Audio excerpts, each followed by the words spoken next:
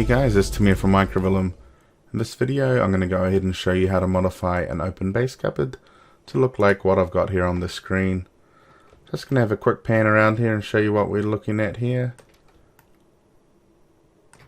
Let's have a quick look underneath here. So this is what we're going to be building pretty quickly here. So to get started here, what I'm going to do is insert open base cupboard. So selecting my open base under my base cabinets category here.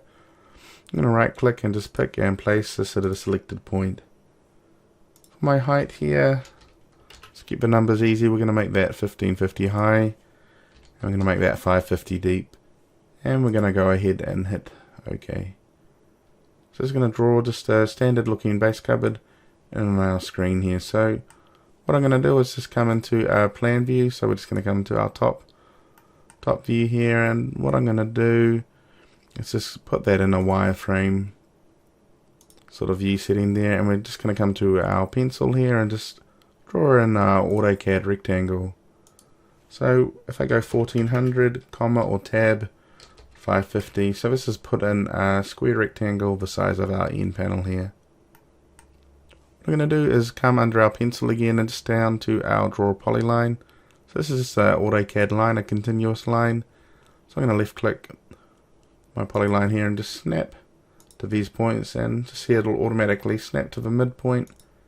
And down here I've got a whole lot of different prompts down here, so I can go A and then enter, and that's going to do an arc. So basically I'm just going to make up a bit of a shape here, which we're going to apply to the end panels of this unit, and just L enter at this point to go back to a straight line. So this file here, or this shape rather, could come directly from a designer's file, so from a DXF, DWG, a PDF, or sort of many other import file types that we support here. So at the end I'm not going to click at that snap point, I'm going to type in C and then enter to close that polyline. So this here is now a closed polyline. So I can delete this rectangle. I'm just going to go ahead here on our views and just come down to a southwest view here. So what I can do here now is I'm going to come to my modify menu. Under our modify parts menu, I'm going to go ahead and click on add a part. Okay, so if I click on add a part and then choose the unit that I want to add a part to. And now I'm able to come into our add a part menu. First of all, I'm going to come up here and go select a polyline. Edit material, so if we fill in this material here, we'll make that 60mm thick. So at the top here, I've got the option to position UCS. So what this is going to do is shape and size and rotate our new end panel. So left clicking on position UCS, it's going to choose here where we're starting from. So at our bottom point here, that's where it's starting. This is the height of our end panel, and our third and last point is always opposite the second on a diagonal down here. And we're just going to go ahead and hit OK. And that's going to draw in that end panel there for us. So now that that's done here, you'll notice that the machining showing up straight away. I can go erase part, and we can get rid of that end and the other end there. So we can just hit delete and hit yes. So I'm able now to come in here and go copy parts. So just left click and choose the part I want to copy, and then hit enter. And I can choose where I want to copy it from. So this outside point over here to this inside point. You'll notice that it just snaps to that very quickly and easily for us. So with that all done, you'll notice over here I've got all my machining. We now need to move this rail into position, so I can go move that part and then hit enter, choose where I'm moving it from and where I'm moving it to. So straight away all our machining showing up there for us. So what I'm able to do is go edit part, because I want to make this a full top, and then our width here I can simply just double click to sort of click and reference the size on the screen here. Well, now that that's done there, we can pay attention to this adjustable shelf here. I'm going to do the same sort of thing, so I can go edit part, choose the part, enter in the depth, maybe we go 280 for that, and just go ahead and hit OK.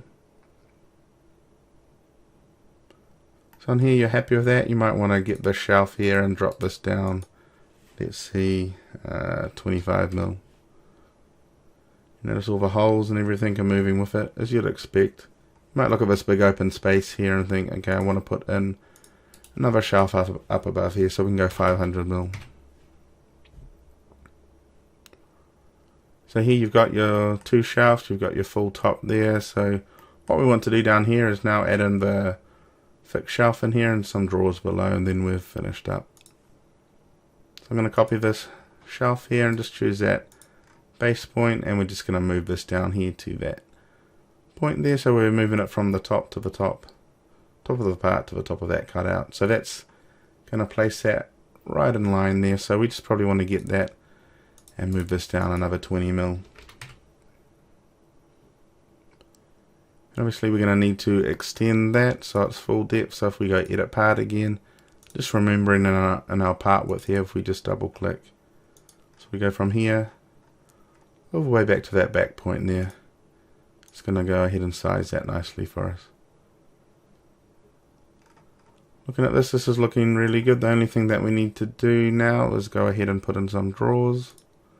So to do that, we come to our product prompts, and if we right click in here and go to sub-assemblies, here we've got all of our sub-assemblies. So in this case here, we're going to come to our inserts, we're going to come down to carcass and then our drawer inserts, simply double click to add.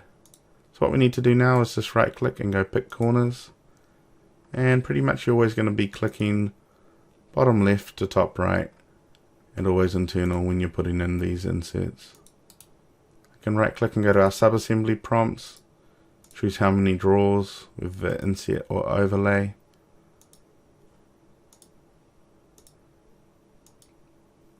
And we'll just hit OK and close all of that. So now we're going to get our drawers popping up there, and we've completely finished that unit. So if we just come to our camera and just put that into realistic view, you're going to see our unit that is fully all ready to machine, complete with reports, manufacturing data, G-code.